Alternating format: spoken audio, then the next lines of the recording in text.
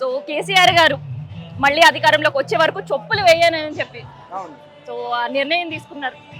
అవును, నా కళ తొందరలోనే నెరవేరబోతుంది. అప్పటి వరకు కూడా ఎదురు చూసేటట్టు లేరు ప్రజలు.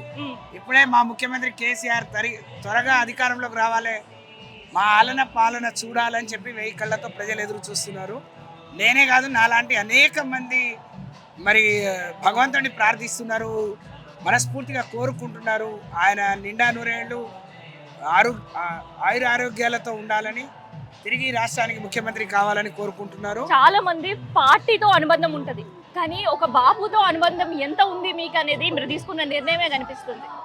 అవును, ఎట్లా పార్టీలో నేను రాజకీయాలకు వచ్చి చాలా రోజులైంది, కానీ ఒక ఇంత మానవతావాది, ఒక మనస్సున్న నాయకుడు, ఒక అంటే ఎవరి పట్ల ఏ విధంగా ఉండాలో ఆయనను చూసి చాలా నేర్చుకోవచ్చు.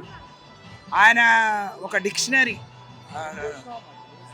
దగ్గర నుంచి వారిని చూసినప్పుడు వారు ఎంత గొప్ప మనసో, వారు ఎంత గొప్ప ఆలోచన పరులో, పేదల పట్ల వారికి ఎంత కన్సర్న్ ఉంటుందో మనం అర్థం చేసుకోవచ్చు. కాబట్టి నా ఒక్కదానికి మంత్రి పదవి వస్తేనో అధికారం వస్తేనో నేను మొక్కోలేదు.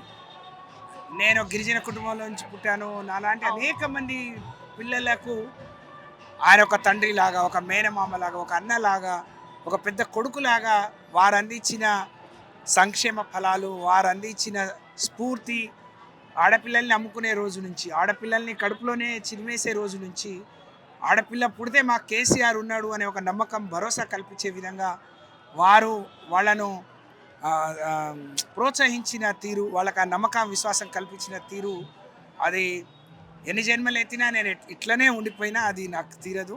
సో వారు తిరిగి త్వరలో ఈ రాష్ట్రానికి ముఖ్యమంత్రి కావాలి.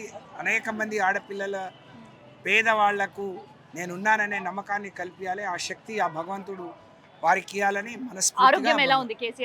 బ్రహ్మాండంగా ఉంది.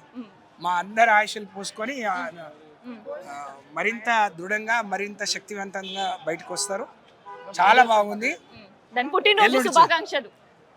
మా నాయకుడు, మా బాపు, తెలంగాణ జాతిపిత, తెలంగాణ సాధకుడు, తెలంగాణ తొలి ముఖ్యమంత్రి, సావు నోట్లో తలపెట్టి తెలంగాణ సాధించిన కేసీఆర్ గారు నిండు నూరేళ్ళు ఆయురారోగ్యాలతో ఉండాలని ఆ లక్ష్మీనరసింహస్వామి, ఆ వెంకటేశ్వర స్వామి, ఆ తులజా భవానీ అమ్మవార్లను మనస్ఫూర్తిగా వేడుకుంటున్నాను, కోరుకుంటున్నాను. నేనే కాదు, ఈ రాష్ట్రంలో ఇవాళ ప్రతి ఇంట్లో ఆ విధంగా కోరుకునే గొప్ప రోజు ఇవాళ కేసీఆర్ గారి పుట్టినరోజు జరుపుకోవడం.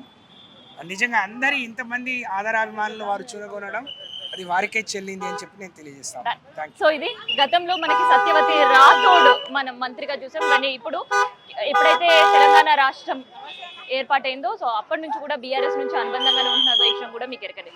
సో ఎప్పుడైతే రాష్ట్రంలో కాంగ్రెస్ ప్రభుత్వం వచ్చింది, బీఆర్ఎస్ ప్రభుత్వం పీఠం దిగిందో అప్పటి నుంచి కాలికి చెప్పులు లేకుండా తెలంగాణ బాపు అయిన కేసీఆర్ మళ్ళీ రాజ్యంలోకి వచ్చి మళ్ళీ అధికారం చేపడితేనే చెప్పులు వేసుకుంటాను అనే ఒక నిర్ణయం తీసుకుందో అప్పటి నుంచి కాలికి చెప్పులు లేకుండానే తిరుగుతుందన్నమాట సత్యవతి రాథోడ్.